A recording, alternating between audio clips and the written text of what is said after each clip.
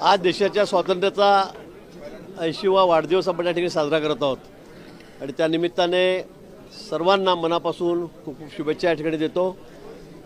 नाशिक शहरातला प्रश्न आपण विचारलेला आहे, कुंभमेळ्याच्या संदर्भातला विचारलेला। कुंभमेळ्याची तयारी अतिशय जोरात सुरू आहे। यावेळेला 35,000 कोटीच्या वर 37,000 कोटीपर्यंत आपला आकडा गेलेला आहे। इतक्या मोठ्या प्रमाणामध्ये निधी केंद्र शासनाने, विशेष करून माननीय पंतप्रधान यांनी आणि राज्यामध्ये माननीय देवेंद्रजी शिंदे साहेब, पवारताई यांनी या ठिकाणी दिलेला आहे। त्यामुळे नाशिक शहरामध्ये सर्वत्र कामं सुरू आहेत, सगळीकडे कामं सुरू आहेत आणि येत्या 4-5 महिन्यामध्ये, 6 महिन्यामध्ये कामं पूर्ण होतील आणि नाशिक शहराचा पूर्ण चेहरामोहरा बदलणार आहे। मला वाटतं अतिशय सुंदर असं शहर, स्वच्छ शहर म्हणून नाशिकचं नावलौकिक या ठिकाणी होईल अशी मला खात्री आहे। शिवयात्रा आणि रामयात्रा अशा दोन पद्धतीने आपण या ठिकाणी कुंभमेळ्याच्या निमित्ताने ही कामं हाती घेतलेली आहेत। सगळं चित्रीकरण त्यांचं त्या ठिकाणी होणार आहे। आमचा सगळा जो इतिहास आहे तो या ठिकाणी दाखवला जाणार आहे।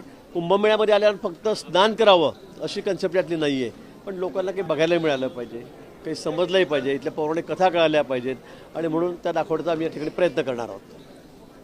आव्हानं काय असणार? आज पंतप्रधानांनी पण सांगितलं युवा ही शक्ती आहे देशासाठी। आता आपण जेनजीचे आंदोलन वगैरे सर्वत्र बघत आहोत, काय आव्हानं महाराष्ट्र सरकारसमोर बघतायत आपल्या नाशिक? खरं म्हणजे शहरी नक्षलीचं आव्हान आपल्यासमोर मोठं आहे। आज आपण जे बघतोय की लेफ्टिस्टच्या माध्यमातून, नक्षलीच्या माध्यमातून या देशाला खरं म्हणजे कसा धोका पोहोचेल असा प्रयत्न काही शक्ती या ठिकाणी करतायत आणि त्यापासून आपण वाचलं पाहिजे। युवकांनीसुद्धा त्यांच्यासाठी अतिशय महत्त्वाचं आहे, याच्या माध्यमातून असेल, तांत्रिकीकरण असेल, त्या माध्यमातून युवकांनी पुढे आलं पाहिजे आणि त्याचबरोबर सर्वात महत्त्वाचं म्हणजे ड्रग फ्री इंडिया। आज तरुणामध्ये काही अंशी जे सगळं व्यसन पसरतं आहे, व्यसनाधीनता वाढते आहे, तीसुद्धा संपली पाहिजे आणि म्हणून पंतप्रधानांनी गेल्या आठवड्यातच या संदर्भामध्ये ड्रग फ्री डेला आवाहन केलेलं आहे। मला वाटतं त्याचं अनुकरण आपण सगळ्यांनी या ठिकाणी केलेलं पाहिजे, सगळ्यांनीच केलं पाहिजे। शेतकऱ्यांच्या संदर्भामध्ये सुद्धा अनेक मोठी पावलं सरकारने उचललेली आहेत, त्यांना मदत आपण या ठिकाणी करतो आहोत। नैसर्गिक आपत्ती मोठ्या प्रमाणात वारंवार येत आहेत, खूप अतिवृष्टी काही ठिकाणी होते, कुठे गारपीट होते, कुठे वादळ येतं आहे आणि ग्लोबल वॉर्मिंग यामुळे सगळे उद्भवतं आहे आणि म्हणून मला असं वाटतं की निसर्गाचं जतन आपण या ठिकाणी केलं पाहिजे, झाडं लावली पाहिजे, झाडं जगवली पाहिजे, जेणेकरून अशी आपत्ती आपल्याकडे येणार नाही। हे सगळे आपल्या समोरचे संकट आहे। प्लास्टिकपासून मुक्तता हे मोठं संकट आपल्याकडे प्लास्टिकचं आहे। मला वाटतं त्यातून मुक्तता करायची असेल तर सगळ्यांनी पुढाकार घेतला पाहिजे। आमदार आदित्य ठाकरे 2 दिवसापूर्वी नाशिकचे खड्डे बघण्यासाठी आले होते, महापालिकेत येऊन गेले होते। सोमवारी आता संजय राऊत नाशिक महापालिकेवर मोर्चा काढणार आहेत। हा एक राजकारणाचा भाग आहे, राजकीय भाग आहे, त्यांनी ते करावं। पण आपण बघतायत, आपण स्वतः बघतात, आपण नाशिककर आहात, किती फास्ट स्पीडमध्ये, अतिशय गतीने आम्ही एक खड्डे या ठिकाणी बुजवतो आहोत। रात्रंदिवस काम चाललेलं आहे। आमच्या महापौर या ठिकाणी आहेत, आमच्या कमिशनर या ठिकाणी आहेत, त्यांचे सर्व आमचे अधिकारी आहेत, कर्मचारी आहेत, रात्रंदिवस काम करत आहेत। खूप पाऊस पडल्यामुळे यावेळेला खड्डे जास्त आले, ही वस्तुस्थिती आहे। त्याचबरोबर कुंभचे कामे आम्ही सगळे रस्ते नाशिक शहरातले आता आम्ही कॉन्क्रिटीकरण त्याचं करतो आहे की पुढचे 40-50 वर्षाला खड्डा पडणार नाही आणि म्हणून एक साईड सुरू आहे वाहतूक, एक साईड बंद आहे आणि बंदकडे सगळी अप अँड डाऊनची दोन्ही वाहतूक सुरू असल्यामुळे, पाऊस खूप असल्यामुळे खड्डे पडलेले होते, हे खरं आहे। पण आता ते खड्डे जवळपास आम्ही 80% वर हे बुजवलेले आहेत। येत्या 4-5 दिवसामध्ये खड्डेमुक्त नाशिक आम्ही त्या ठिकाणी करू। पण खऱ्या अर्थाने जेव्हा सगळं काम पूर्ण होईल त्यावेळेलाच नाशिक शहराचा खरंच चेहरामोहरा बदलणार आहे। आम्ही अंतर्गत जे रस्ते आहेत कॉलन्यामधले त्याच्यासाठी सुद्धा मुख्यमंत्री महोदयांकडून आता पैसे मंजूर करून घेतलेले आहेत, ते सुद्धा आम्ही आता तात्काळ करायला हाती घेणार आहोत।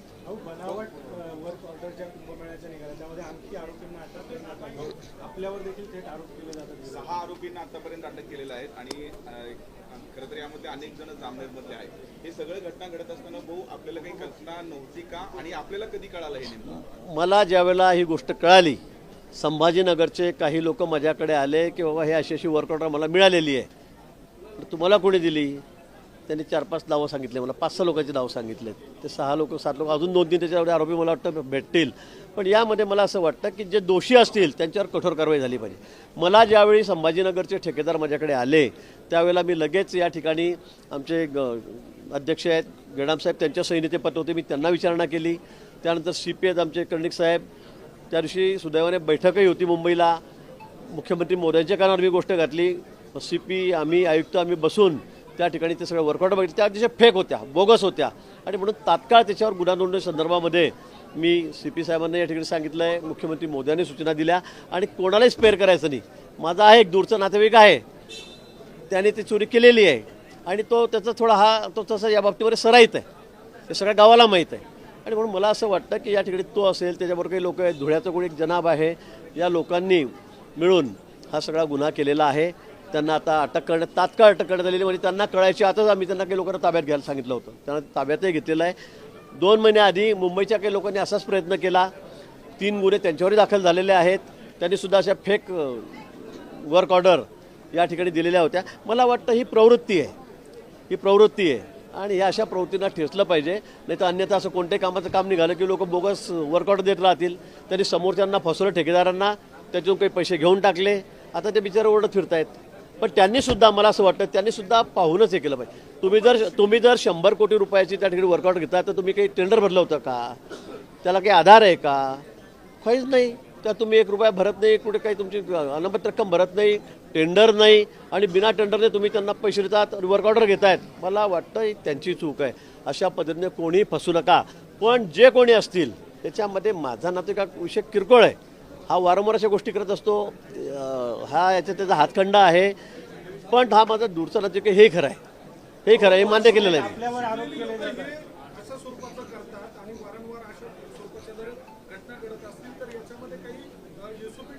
आता मला तुम्ही सांगा, तुम्ही आता घरात बसून उद्या टेंडर निघालेत आणि तुम्ही घरात बसून छापून घेतले सर्टिफिकेट, हे घ्या वर्क ऑर्डर, त्याला पण कोण थांबवू शकणार आहे?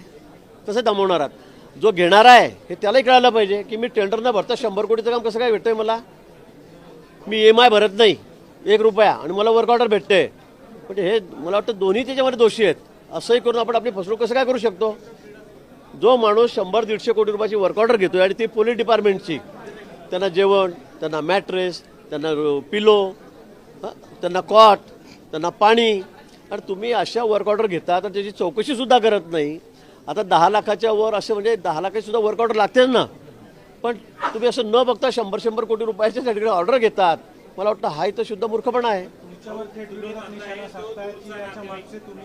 आता माझा दूरचा नातेवाईक आहे तो सराईतच त्या बाबतीमध्ये. आता यामध्ये कोणी काय म्हणत असेल तर मला, आता अनेक असे लोक आहेत, मंत्री झालेत, त्यांच्या घरामध्ये लोकांना अटक झाली, मी त्यांचं नामोल्लेख करत नाही, त्यांचे सख्खे जेलमध्ये गेले, मग त्यांना काय म्हणायचं? हा तर दूरचा आहे. आणि मी आधीच सांगितलं, मीच त्याची सर्वप्रथम मीच त्याची कंप्लेंट केली. त्या ठिकाणी हे सगळं एक्सपोज व्हायच्या आधी मी कंप्लेंट केली, प्रेस घेऊन आपल्यालाही सांगितलं की असं असं नाशिकमध्ये घडलेलं आहे. आता याच्यात तसा माझा काय गुन्हा मला समजत नाही. पण आता विरोधकांना विरोध करायचा आहे, त्यांना गदारोळ करायचा आहे आणि म्हणून मग त्या अशा गोष्टी करत असतात.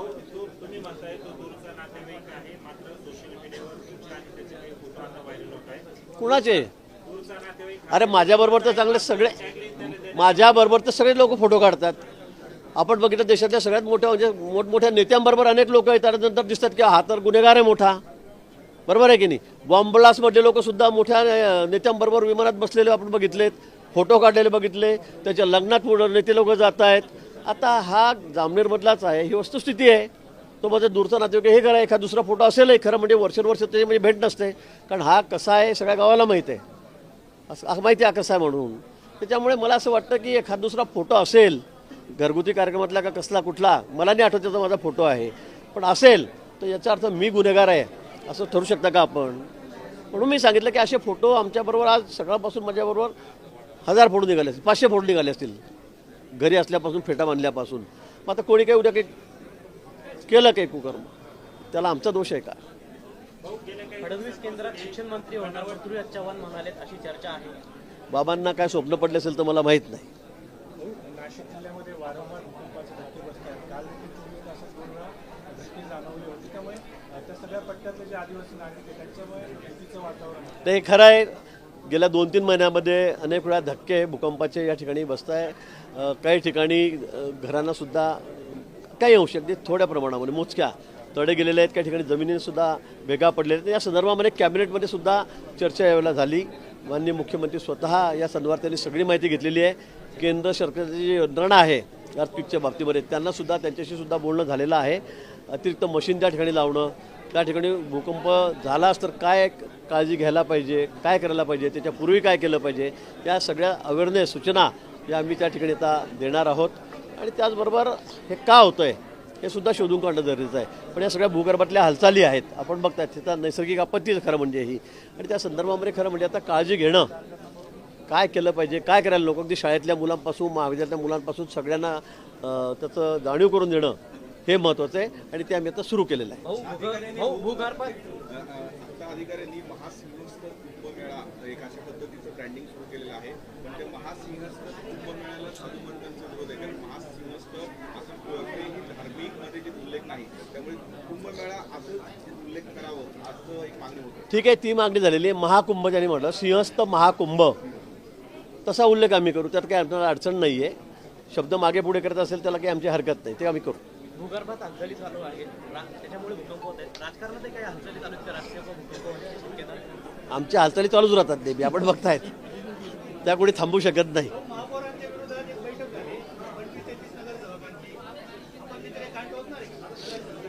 कुठलीही बैठक महापौरांच्या संदर्भामध्ये नव्हती, किटी फिटीची काहीतरी ती बैठक होती. मला सगळ्या महिलांनी त्या ठिकाणी सांगितलं, ज्यांच्या घरी होती त्यांनी मला सांगितलेलं आहे. उगाच या अफवा पुकारत येत आहेत, त्याला काही अर्थ नाही आहे.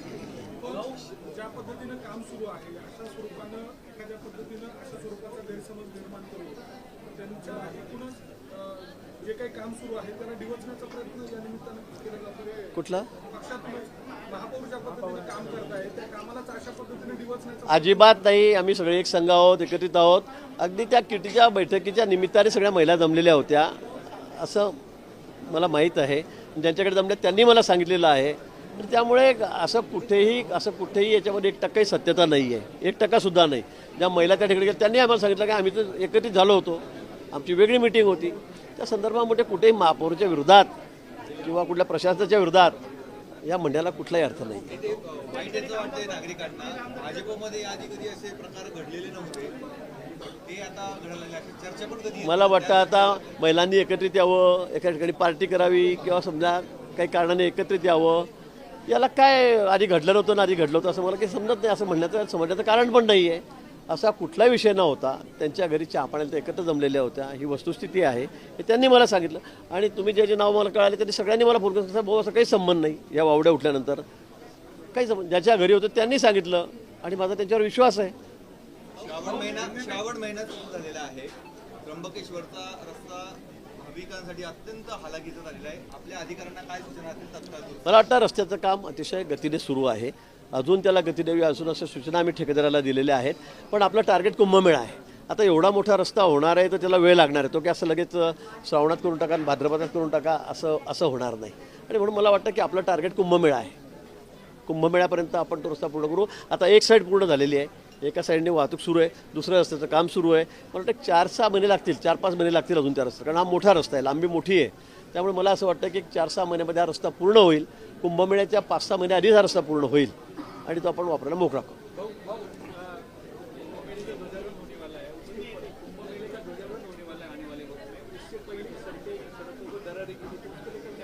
क्या गिरी?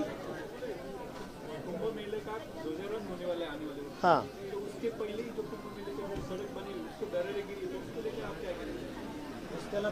रस्त्याला तड़े गेले. तो मुझे लगता है ऐसे कहीं नहीं है. एक आध दो जगह हुआ भी होगा तो मुझे लगता है उसको पूरा रास्ता तोड़ के नया बनाने के हमने कहा है. हमारे आयुक्त है, हमारे महापौर वहाँ पर गए भी थे और बहुत अफोर्डेबल 25 जगह काम हुआ. तो एक थोड़ा सा 25 फीट का रास्ता थोड़ा ख़राब हो गया था, उखड़ गया. तो लेकिन मुझे लगता है क्वालिटी के बारे में हम लोग कोई कॉम्प्रोमाइज़ नहीं कर रहे. IIT है, टाटा कंपनी है, ऐसे सब ट्राई पार्टी हमारा सब चेकिंग चल रहा है. इसमें कोई कॉम्प्रोमाइज़ नहीं है. रास्ता कितना भी बिलो गया हो, कुछ भी हो, टेंडर कैसे भी हो, लेकिन क्वालिटी के बारे में हमारे पास कोई कॉम्प्रोमाइज़ नहीं है.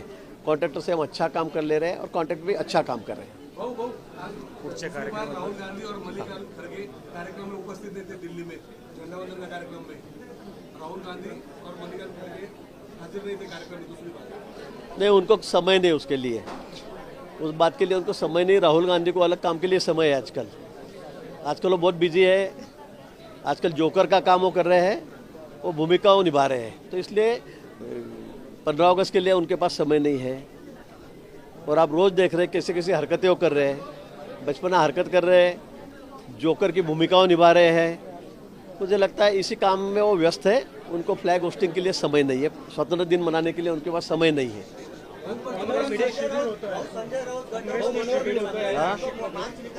देशव्यापी शिबिर होत आहे महाराष्ट्र काँग्रेसचं नाशिकमध्ये होत आहे. राहुल गांधी त्याला उपस्थित राहणार आहे. दोन दौरे पुणे आणि नाशिक राहुल गांधींचे महाराष्ट्र दौरे. चालेल, त्यांचं काही शिबिर असेल तर त्यांनी यावं, त्यांचं स्वागत आहे नाशिक शहरामध्ये, त्याचं स्वागत आहे. पण मी पुन्हा सांगेल की लोकांचा विश्वास फक्त महायुतीवर आहे, NDAवर आहे. लोकांचा विश्वास माननीय मोदीजींवर आहे, राज्यामध्ये देवेंद्रजींवर आहे. त्यांनी किती आयोपस केली तर त्यांना कुठलंही राज्य त्यांच्या हातात येत नाही. आपण बघितलं असेल स्वतःच्या बळावर त्यांचं देशामध्ये एकसुद्धा राज्य नाही आहे. इतकी वाईट अवस्था त्यांची झालेली आहे. आणि म्हणून मला असं वाटतं सगळं मिमिक्री करण्यापेक्षा त्यांनी संघटनेचं काम अधिक चांगलं केलं पाहिजे. राज्यामध्ये सुद्धा काँग्रेसची अवस्था काय आहे, 4 नेते 4ची तोंड एकमेकाच्या बाजूला नाही आहेत, सगळे विरोधी बाजूला आहेत. आणि म्हणून मला असं वाटतं की त्यांनी आता संघटनेकडे लक्ष दिलं पाहिजे, ती त्यांची गरज आहे.